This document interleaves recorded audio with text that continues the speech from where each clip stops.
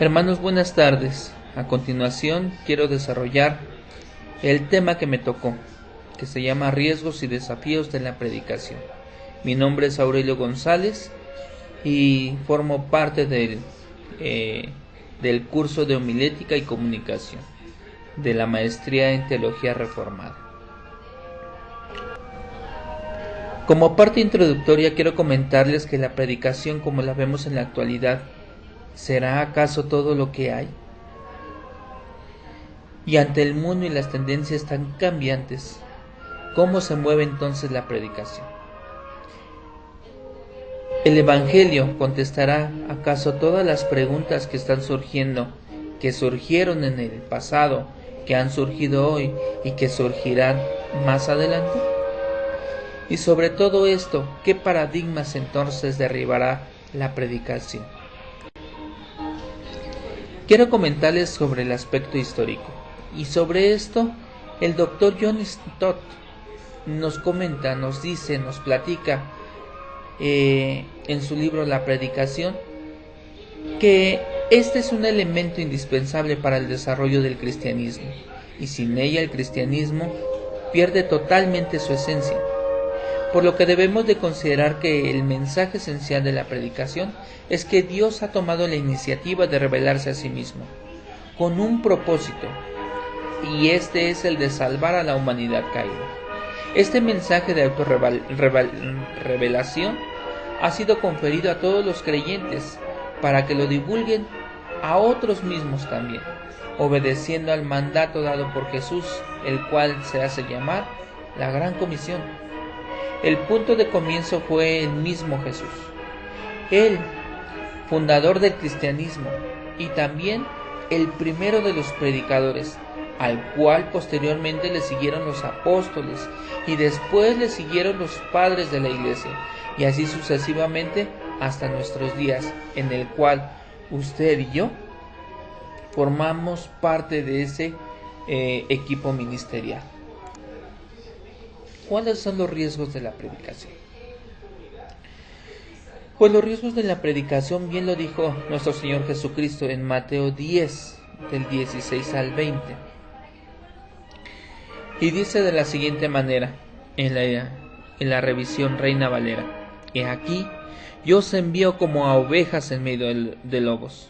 Sed pues prudentes como serpientes y sencillos como palomas. Y guardaos de los hombres, porque os entregarán a los concilios, y en sus sinagogas os azotarán.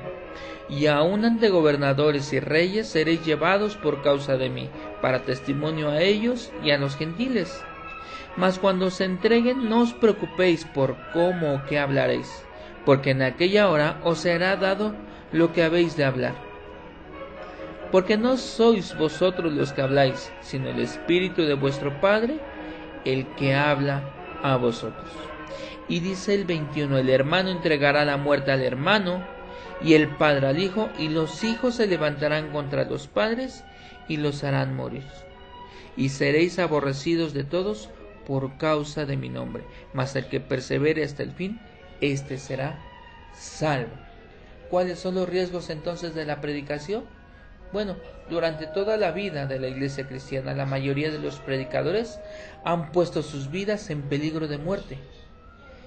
El ejemplo más claro de ello fue el primer mártir, que se llamó Esteban. Él murió siendo apedreado en medio de una predicación dada en tono de reflexión, pero más allá de reproche a la gente judía. Y este hecho, este evento, fue registrado en el libro de los Hechos. A mediados del siglo II se publicó la primera apología de Justino Mártir. En ella se dirige al emperador defendiendo al cristianismo de las representaciones erróneas. Y a fines de ese mismo siglo el padre Tertuliano escribió su apología con el fin de defender a los cristianos de las falsas acusaciones y demostrar la injusticia de las persecuciones que en ese entonces debían sobrellevarse. También en la época de los monjes, estos revolucionaron totalmente la técnica de la predicación. Y no nada más la revolucionaron, sino la engrandecieron como oficio. Y un ejemplo de ellos fue Francisco de Asís. Él estuvo dedicado tanto a la predicación como a la pobreza. Mas, sin embargo, él enfatizaba la coherencia entre lo que se enseñaba y lo que se vivía. Esto debía de tener una armonía. En el siglo XV, Erasmo insistía en que la supremacía de la palabra por encima del sacramento estaba basada en que, para que el sacramento fuera eficaz, éste debía de depender de la interpretación que entregaba la palabra. Durante el siglo XVI y XVII, el puritano Richard Baxter se sentía él oprimido por la ignorancia, la pereza y el libertinaje del credo, la cual había sido expuesta por un comité en un informe titulado El primer siglo de sacerdotes escandalosos y malvados, por lo cual Baxter decidió trabajar sobre el clero. ¿De qué manera? Compartiendo los principios pastorales. Adicional a esto, Baxter fue pionero en la práctica de catequizar a las familias. ¿Cuáles son entonces ahora los desafíos a los que se enfrenta la predicación? El doctor Alfonso Ropero Verbosa, en su libro titulado Homilética Bíblica, menciona que la falta de preparación de los seminaristas es un gran desafío. ¿Por qué? Porque esto se debe gracias a que en muchos casos los profesores tienen poca o nula actividad pastoral y solamente se dedican a cumplir un temario más académico, más intelectual que pastoral. Por lo que la predicación entonces se topa con un escepticismo generalizado de la sociedad. Los creyentes que todavía asisten a los cultos lo hacen sin esperar nada del sermón. Ellos ya no están expectantes respecto a la sorpresa que les pueda deparar la exposición de la palabra de Dios. Por lo que las iglesias se vacían progresivamente y las escuelas dominicales se comienzan a cerrar. El mismo predicador se deja llevar incluso por una rutina profesional, según él, las demandas momentáneas de la congregación. ¿Cuáles son entonces los consejos a seguir para combatir todo esto? Hechos 16:14 lo menciona muy claramente Timothy Keller al hacer una reflexión y compartirla en su libro La Predicación. Y él nos comparte los siguientes aspectos que vivió. Dice de la siguiente manera: poco después de comenzar mi ministerio de predicación, observé una inconsistencia desconcertante en la respuesta de mi audiencia. Algunas veces recibía comentarios gratificantes en la semana posterior a un sermón. Este sermón cambió mi vida. Sentí que me estabas hablando directamente a mí. Me pregunté, ¿cómo lo sabías? Nunca lo olvidaré. Sentí que venía directo de Dios. Cuando escuché estos comentarios, suponía que había predicado un sermón excelente, algo a lo que todo joven predicador aspira.